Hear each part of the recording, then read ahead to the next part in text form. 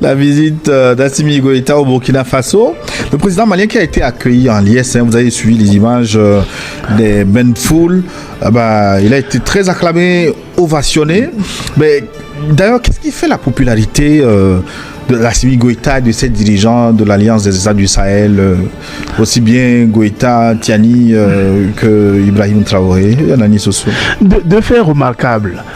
Vous avez vu l'Alliance populaire qu'on a connue à Ouagadougou. Je crois que c'était mardi. Hein. C'était mardi, je crois bien. Ouais, l'Alliance populaire, ça m'a rappelé l'Alliance des indépendances. Lorsque nos pays ont accédé à l'indépendance, c'était la liesse partout. Ça m'a rappelé cela.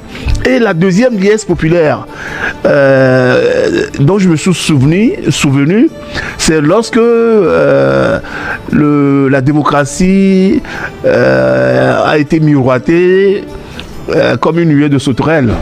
Sur l'Afrique en 90, après le discours de la Baule en 89, où c'était la liesse populaire partout. Enfin, on sera libre, enfin. La troisième remarque, c'est pour dire que la liesse qu'on a connue nous rappelle notre indépendance, la période de notre indépendance véritable, où tout le monde était content. On a remarqué donc que ce que Assimi Goïta avait posé comme axe est fédérateur. Et cet acte-là, c'est ça qui a été une contagion à la fois au Burkina d'abord, et puis à la fois au Niger.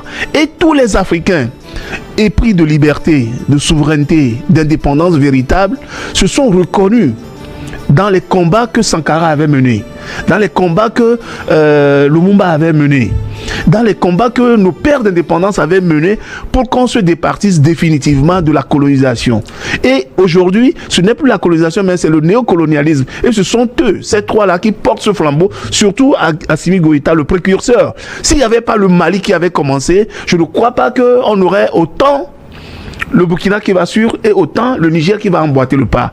Donc c'est pour ça que tout le monde voit Assimi Goïta, même s'il n'est pas l'aîné des trois chefs d'État, on le voit comme l'aîné, celui qui a catalysé en fait cette idée de souveraineté, cette idée d'indépendance, cette idée de se départir définitivement de la France surtout.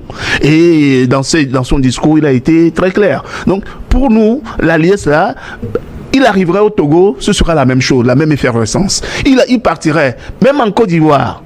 Il irait en Côte d'Ivoire, ce serait la même effervescence. Il partirait au Bénin, ce serait la même liesse populaire. Nonobstant les autres que les dirigeants de ces pays-là vont donner. Donc nous aujourd'hui, en Afrique, on a compris une chose. Il nous faut des Assimi Goïta. Il nous faut des Ibrahim Keïta. Il nous faut des Mohamed, des Abdourahmane Tiani pour que nous nous sentons fiers de nous, pour que nous nous sentions souverains, pour que nous-mêmes nous prenions notre destin en main, pour qu'on définisse nos politiques, notre économie, notre culture et tout ce qui va avec. Peut-être pour clarifier vos propos, vous n'appelez pas à faire des coups d'État, mais peut-être